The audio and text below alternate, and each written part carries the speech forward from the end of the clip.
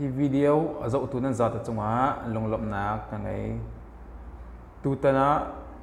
video kan zo ding mi hi zaitin da kan phone kan Facebook hi video ama te hi ari ong mi hi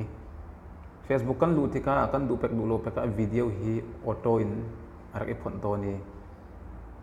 kan du lo mi video jong kha zo long mang hau kha kha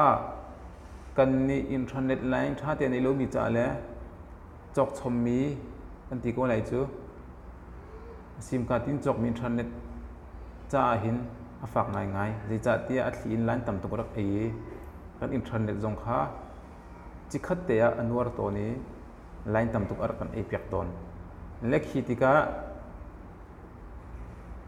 kha kha kan phi hau kha video ama te ai phon lang mang mi kha zo kan zo du pek du lo pek kha aza te ai ong mi kha a tha lo ngai ngai mi si chu cha chun kan phi lai le kan du mi video te kha kan ma te kan ma nol te kan zo la le kan zo lo ko lai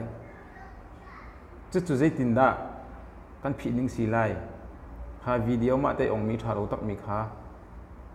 kan phi du sia chen chen da kan phi lai ti mi kha tu tan video kan zo ding mi chu se le a masabi ka Facebook i video kha si ko cha khan Facebook a lu hau le Facebook ka ban lut lai Facebook hi na lut lai Facebook kha met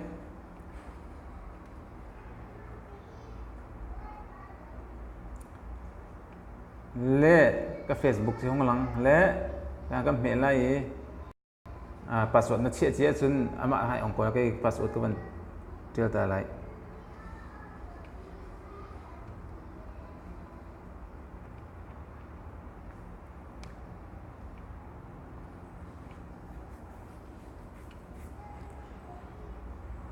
không phải tiếng hào lệ khát tí xí tí cả khôi cả đã video tuần phi lại cái gì tuần hi cả hin hi cái mẹ nào dọn tê hi đặc dụ lo hi cái ai rin mi bớt thum tê khi cái mẹ đinh xe với khá cái mẹ chẳng khá cái mẹ tí cái hi không sọc lại setting cái lại atang he zau thua ma atang chem changa he setting and privacy tv hong lang privacy setting and privacy tv kha hi me ding se ka me la he met hi hong lang lai na me tika hi hong lang lai kha kha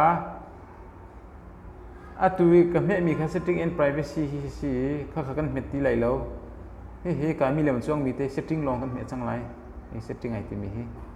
ka mi lem te chun nak he ka me lai kha met mi lem te chun nak kha ti khan hi hong lang lai account setting ti mi kha ka di lai le kha video ai on nak kha hi ka tang hai lai tang kan zuang lai zuang thlo ma ri kha video ai on nak ka chuan si he media and contact ti mi hi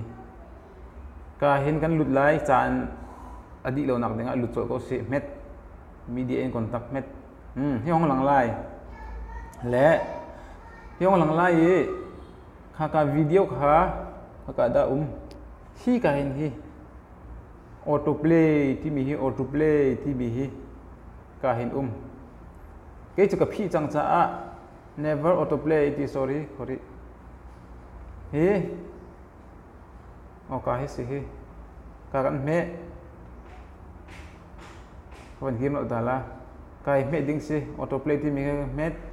sorry le cái chỗ cái phi chẳng le hi ama te in video khai ong lo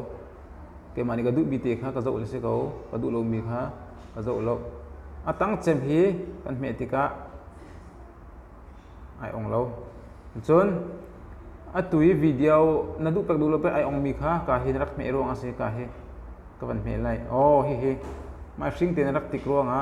video kha auto play rak mi se chu cha chun atang chem ne lut lai never auto play ti men me lai ka te hi sing dakin khe ti khan chun je tik na video kha auto na ong ti la lo lung lo nak tam pi ka ngai